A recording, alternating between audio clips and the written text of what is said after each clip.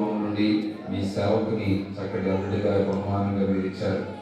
వారి దాంపత్యంలో వారిని జ్ఞాపకం చేసుకున్న రీతిని బట్టి కూడా స్తోత్రాలు. వారి సేవా పరిచర్యను, వారి కుటుంబాన్ని అభివృద్ధి చేసి ఆశీర్వదించి బలపరచండి. తిరిగి కుమారుడు స్టీఫెన్ విషయంలో నైనా వారి కుటుంబం ఎంతో ప్రార్థన చేసినప్పుడు నమ్మదగిన దేవుడివై, కృపగలవాడవై, నేను ఆశీర్వాదకరమైన కుటుంబం నుండి నేను యోగ్యమైన భార్యను, ఎందుకంటే మీ వాక్యములో చెప్పబడిన మాట గుణవతి అయిన భార్య దొరుకుట అరుదని మీ వాక్యంలో మేము చదివాం. నిజమే, గుణవతి అయిన భార్యను బహుమానంగా బిడ్డకి మీరు అనుగ్రహించినందుకు స్తోత్రాలు చెల్లిస్తున్నాం. వివాహం అయిన తర్వాత మీరే వారి దాంపత్యాన్ని జ్ఞాపకం చేసుకుని వచ్చిన ఒడిదుడుకుల్లో మీరు సహాయం చేసి కృపగల దేవ మరి చక్కటి బహుమానం కుమారుని అనుగ్రహించి ఆశీర్వదించారు. ఇన్ని దినాలు మరి తాతయ్య అమ్మమ్మ గారి సంరక్షణలో పెంచబడి పోషించబడి ఈ దినాన్ని బిడ్డ గృహానికి రావడానికి మీరు కృప చూపించి తోడుకుని వచ్చారు. ఎంత ప్రేమ గలవడవని మీకు వేలాది స్తోత్రాలు చెల్లిస్తున్నాం.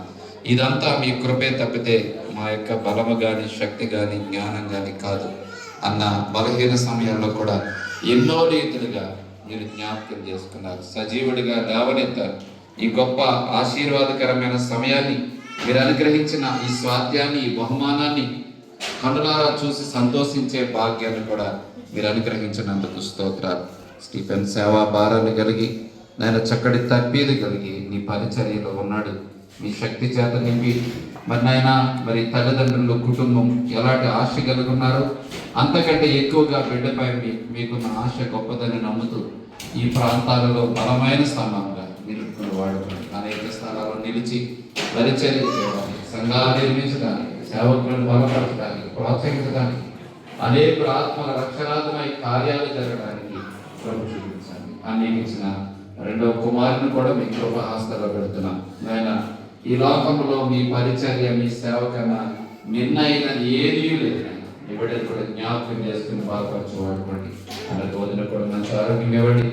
స్టీఫెన్ అత్తమామల వారి కుటుంబాన్ని కూడా మీరు జ్ఞాపకం చేసుకుని బాధపరచండి. సేవకులందరూ కూడా నైనా వారి హస్తాలు బిడ్డ మీద నుంచి ఆశీర్వదిస్తుండగా సియోన్లో నుండి ఈ గొప్ప ఆశీర్వాదాన్ని, క్షేమాన్ని బిడ్డపై నుంచి అనుగ్రహించిన బిడ్డ నాయన మీ చిత్తములో, మీ ప్రణాళికలో మీరు వీరికి బహుమానం ఇచ్చారు. ఈ బిడ్డ ఈ భూమి మీద ఏ రీతిగా వర్ధిల్లాలో